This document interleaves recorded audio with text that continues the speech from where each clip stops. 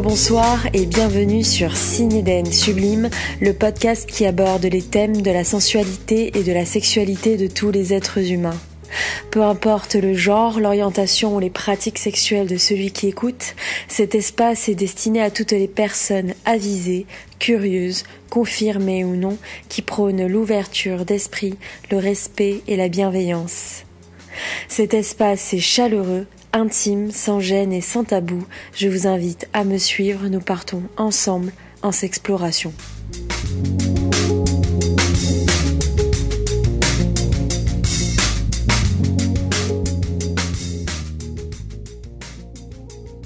Si je vous dis Crazy Horse, Moulin Rouge, Pink Paradise, ou encore si je vous dis Dita Von Teese, Miss Dirty Martini, Gypsy Rose Lee.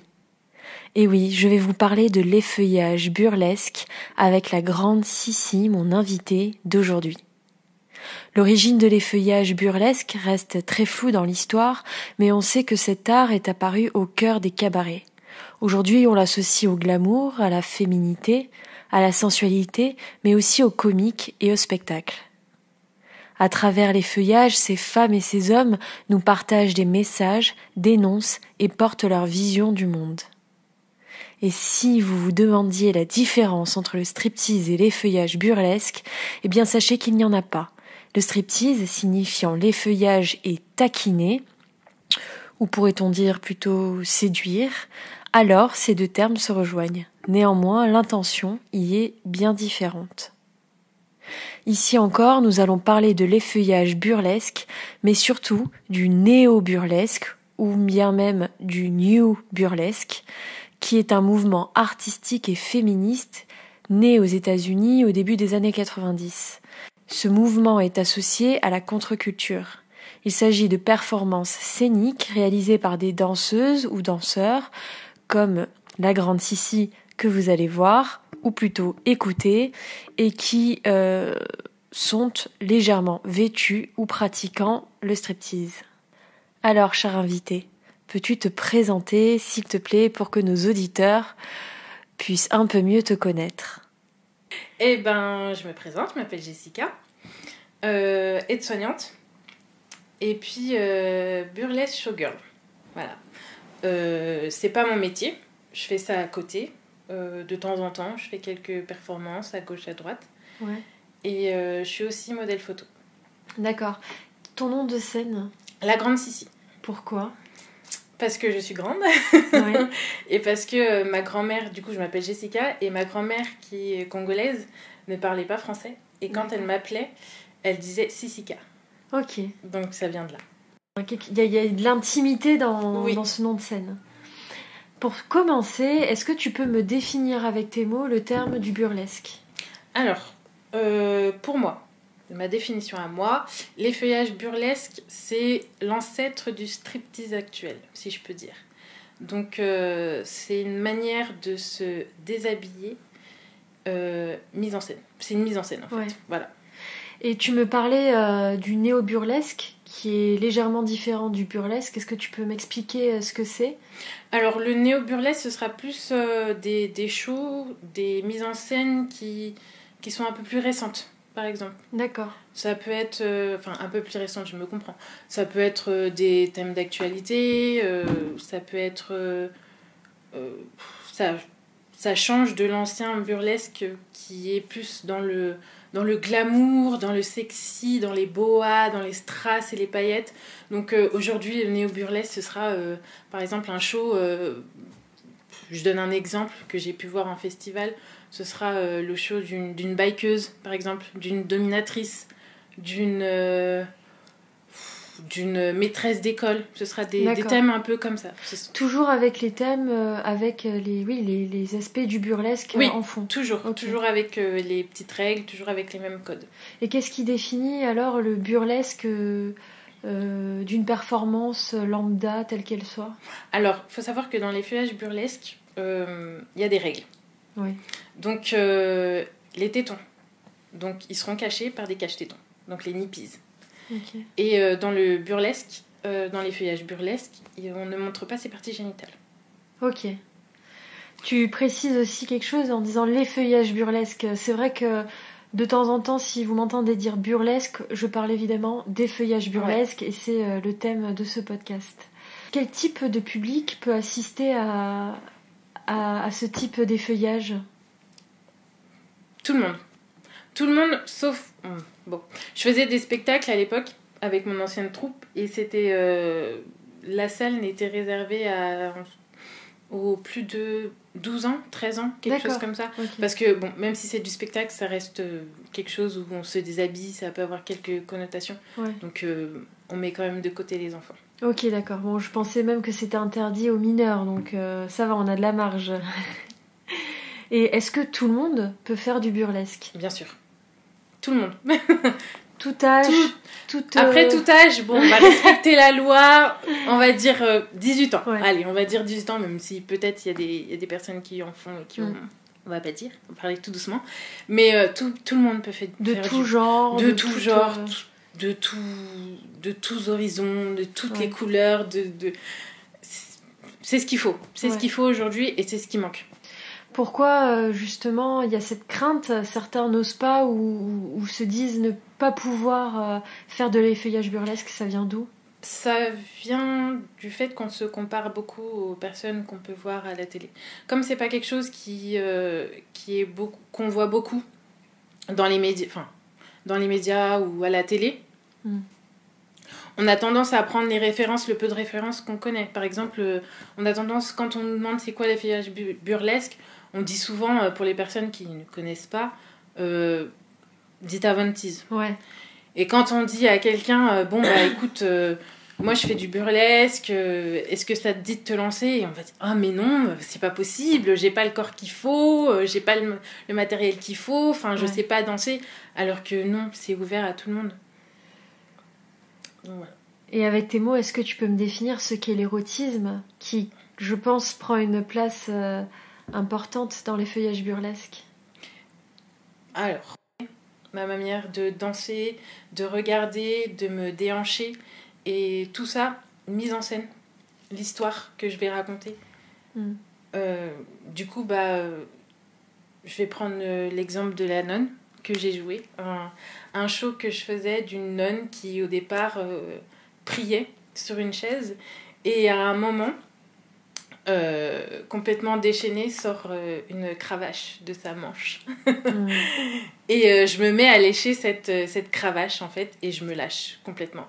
Je me lâche, je me tiens loin de tous ces codes religieux qui nous entourent, toute cette société qui nous enferme dans un certain moule, en fait.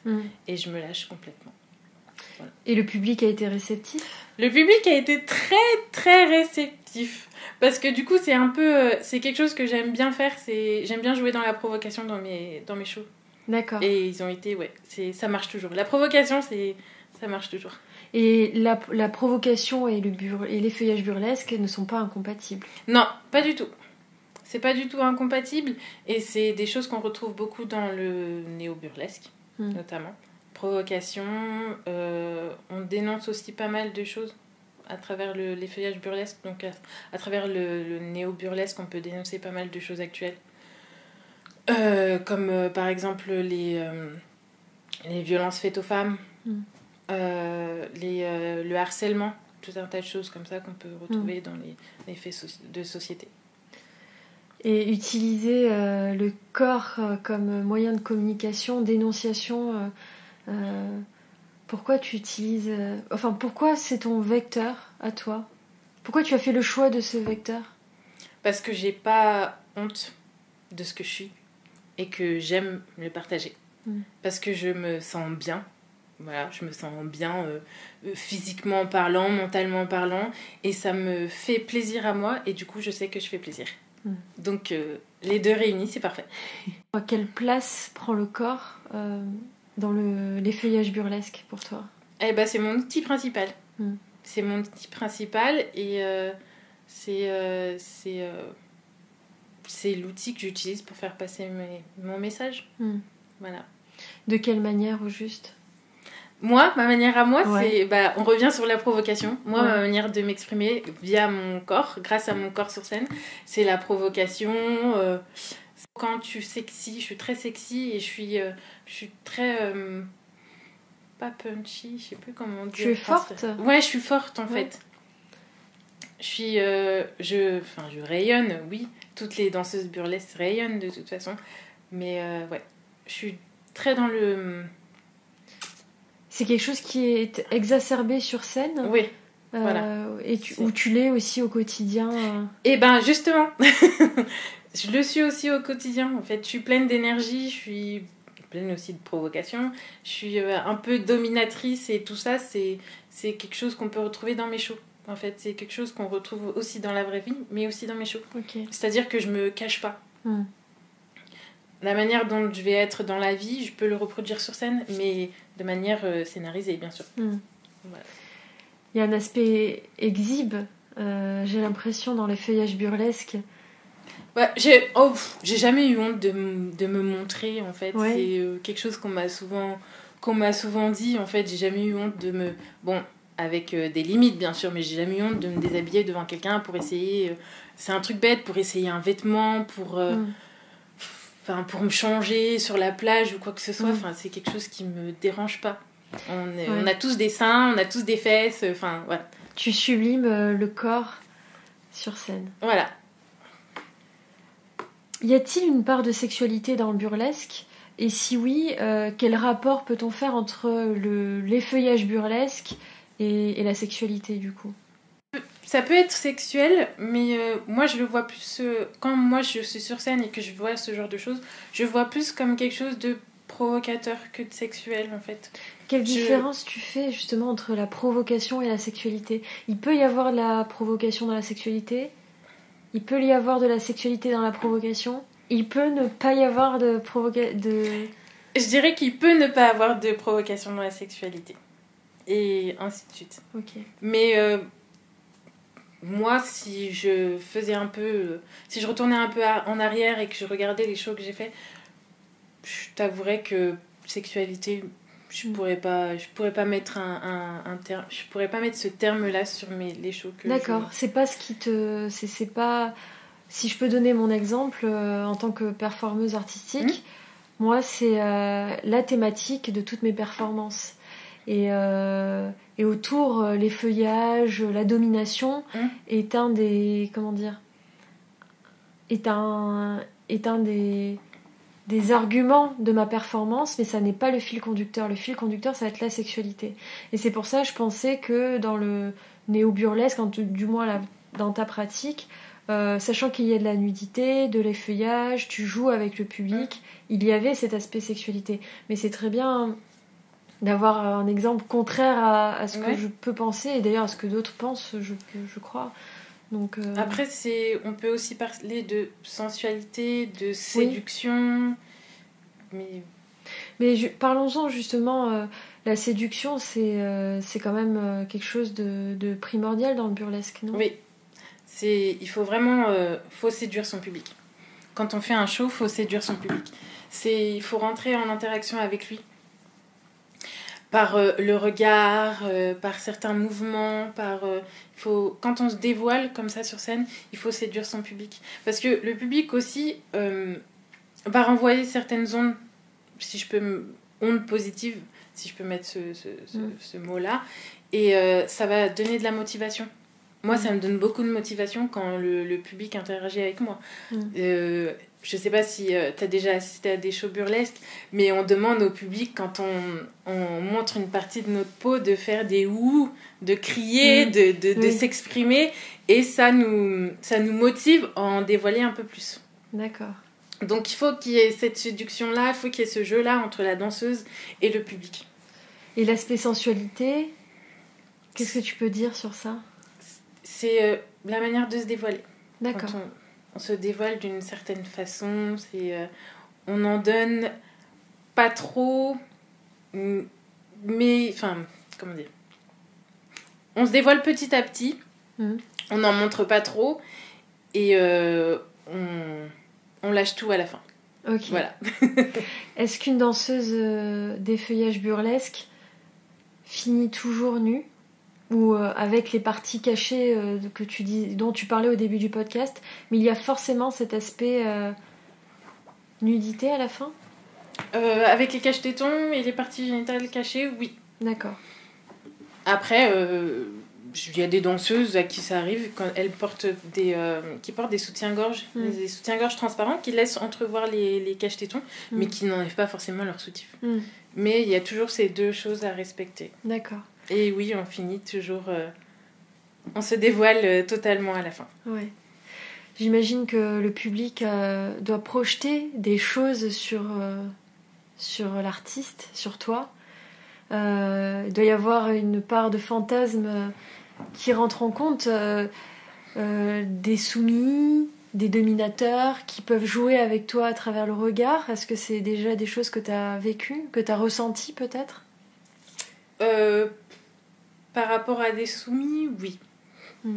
Par rapport à des soumis, parce que du coup, quand on va jouer la carte de la provocation ou de la domination sur scène, sans forcément jouer une dominatrice, mais être dominante par d'autres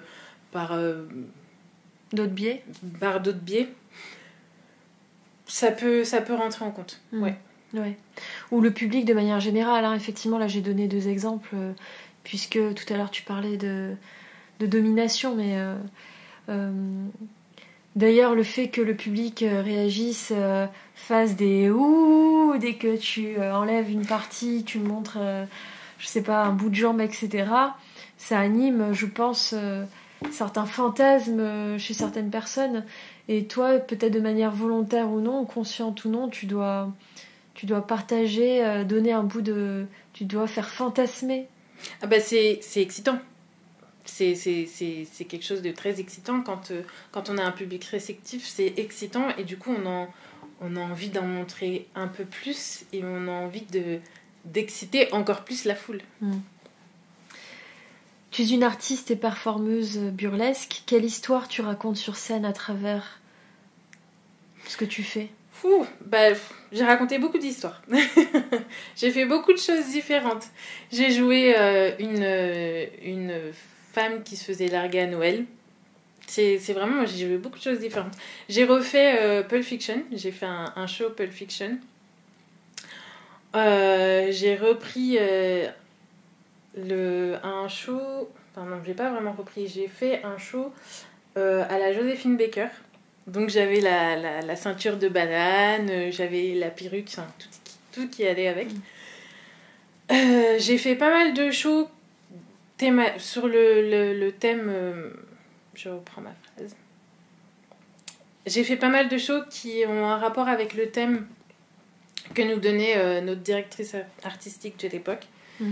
Et là, du coup, vu que j'ai quitté la troupe, je vais en profiter pour faire des choses qui me ressemblent un peu plus, si je peux dire. Vu qu'on avait un thème qui était prédéfini en avance et qu'il fallait respecter, on pouvait pas vraiment je vais pas dire qu'on pouvait pas vraiment s'exprimer, si on s'exprimait sur scène, mais on n'avait pas des thèmes qui nous étaient propres. D'accord. Et là, quel type de thème tu pourrais aborder? Est-ce qu'il y a des choses que tu souhaites mettre en avant, dénoncer, partager comment ça se formalise? Du coup, j'aimerais faire des choses qui me ressemblent un peu plus. Donc, des thèmes très sexy. Des choses très sexy, des choses très dark, très dans la domination. D'accord. Donc, c'est des shows que je travaille en ce moment et que je vais pouvoir... on va croiser les doigts à la fin du Corona, vous présenter. Ta pratique, est-ce qu'elle a un impact dans ton quotidien? Oui et non. Oui, pour les personnes qui peuvent être au courant, et non pour les personnes au travail ou des connaissances à qui j'en parle pas. Mais dans ma vie personnelle, oui. Parce au départ, quand on dit qu'on fait de l'effeuillage burlesque, donc les gens ne savent pas vraiment ce que ça veut dire. Donc on leur montre des photos et la première chose qu'ils voient, c'est qu'on est à moitié nu sur scène. Donc tout de suite, ça choque. Ça a pu choquer certaines personnes de ma famille, mais du coup, j'ai encouragé ces personnes-là à venir me voir. D'accord. Et les avis ont totalement changé. c'est waouh, c'est joli ce que tu fais, c'est trop joli, enfin t'es sublime, et puis t'as du courage de faire ce genre de choses. Et ces personnes-là ont totalement occulté le fait qu'à la fin du show, je termine à moitié nue, en fait. Et c'est bien d'encourager ces personnes-là à venir nous voir. D'accord. Parce qu'en leur montrant les choses comme ça, en leur expliquant, pour eux c'est pas assez concret, donc ils vont rester sur la base de « Ah, mais à la fin tu finis toute nue, donc non, c'est pas bien ils vont commencer à faire les comparaisons en me disant que tu vas finir dans un bar glauque. Bon. Ouais. Et est-ce que tu as vu ton rapport au corps changer, évoluer depuis que tu fais de l'effeuillage burlesque ou pas du tout ? Non. Vraiment, honnêtement, non, parce que bien avant ça... tout allait très bien. J'étais en accord avec mon corps, tout allait très bien. Donc, j'avais... La première fois que je suis montée sur scène, j'ai pas eu peur de me déshabiller. J'ai eu peur de la foule, du public, de rater quelque chose, de rater un pas, d'oublier un pas. Mais j'ai pas eu peur de me déshabiller, en fait. J'ai pas eu peur de terminer à moitié nue sur scène. C'est pas ça qui m'a fait peur. Et tu es maman depuis peu. Oui. Est-ce qu'aujourd'hui, après une grossesse, ça a un impact ou pas du tout, rien n'a changé pour toi par rapport à ça ? Mon corps a changé. Je vais pas mentir, hein.